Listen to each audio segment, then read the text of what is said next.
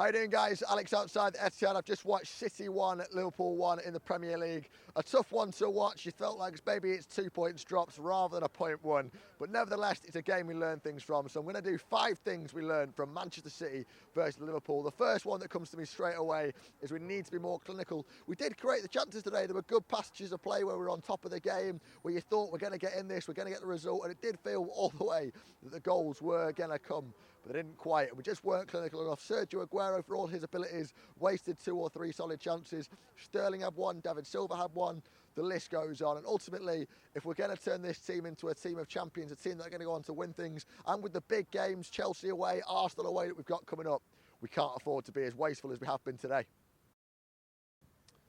Second thing we learned today, it's all about Kevin De Bruyne. I want to talk about him because he's been off the pace the last few games. He's struggled against Monaco. He struggled last week against Middlesbrough. He just doesn't seem to be able to make it click at the minute, to a point where a couple of fans are saying maybe leave him out the starting team sheet. But today he did show exactly why he's undroppable, because whilst he wasn't perfect peak De Bruyne today either, he did create a chance that ultimately got us back in the game and gave us that point and gave us that chance to maybe go on and win it. A superb cross fashioned out of nowhere for Sergio Aguero, and it just shows what he brings to the team, that even on his bad days, at some point, he is going to come and give you a clear-cut chance.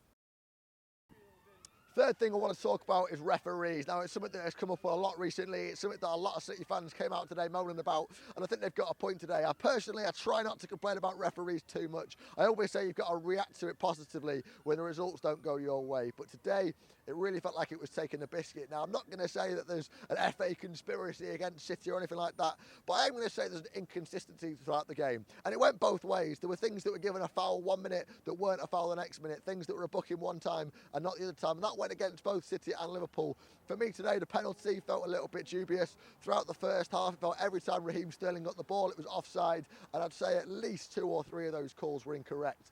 And it feels like this is the best league in the world, supposedly. This is going to be the peak of English football. So why can we not get refereeing that is consistent and appropriate? Why is it that some teams always seem to get decisions at home, but Manchester City don't seem to ever get decisions at home? We never ever seem to get biases in our favour. I don't understand that. If it's going to be part of the game, why is it not part of the game here? So the answer that we've got to learn from it is maybe we've got to be more intimidating with referees at the Etihad. Maybe we've got to make ourselves known, or maybe we've just got to get used to the fact that week after week after week, we're playing against the referee as well as the opposition.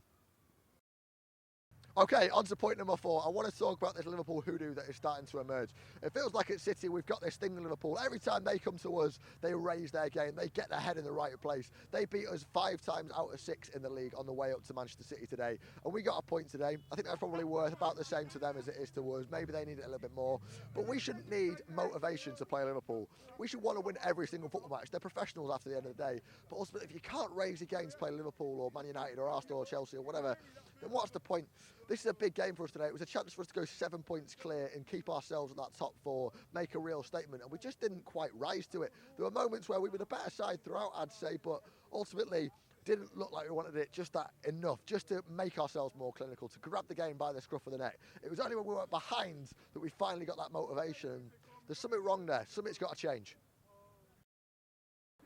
And number 5, we're talking hoodoos. I want to talk about Raheem Sterling, because the last few times that he's played Liverpool, it hasn't worked out for him. The boo boys have got to his head. And today, I think he answered a few critics all the way through. I thought he was superb. He looked hungry. He looked like he wanted it. He was the first player when we went behind just to go grab the ball, put it on the halfway line and gee up the players around him. And every time I see Raheem Sterling, he's looking more and more mature. And there were several occasions where decisions went against him, where the fans were getting on his back, and he just let it wash off, and he's just showing every single game he's getting a little bit better, he's getting stronger, both technically and mentally, and it's such an exciting player to watch. And I'm so pleased that he got to rise to the occasion against Liverpool today. I'm just disappointed he didn't get on the score sheet. I know he had a chance that he didn't make the most of, and his time will come.